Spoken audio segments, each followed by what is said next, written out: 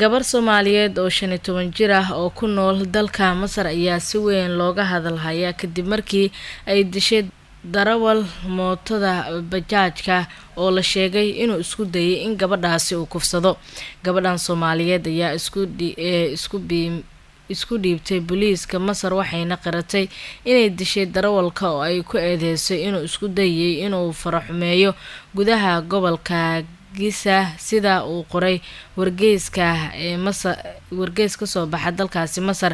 Gabadhan Soomaaliyeed ayaana timid saldhigga booliiska ee 6 Oktoobar iyadoo oo la socday qareen xiriir la leh hay'adaha qaramada midoobe u qaabilsan qaxootiga ee dalkaasi Masar.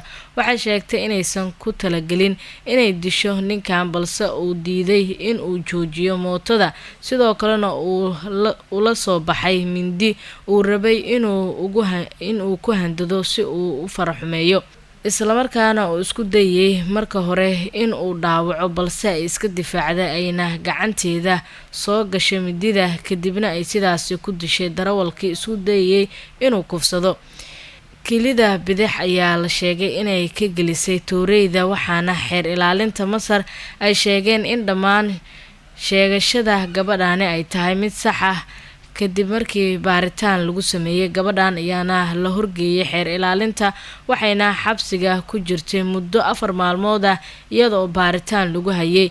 Xeer ilaalinta guud ee Masar ayaana amartay in la sii daayo gabadhani inta la sugayo baaritaanka dilka loo geystay darawalka.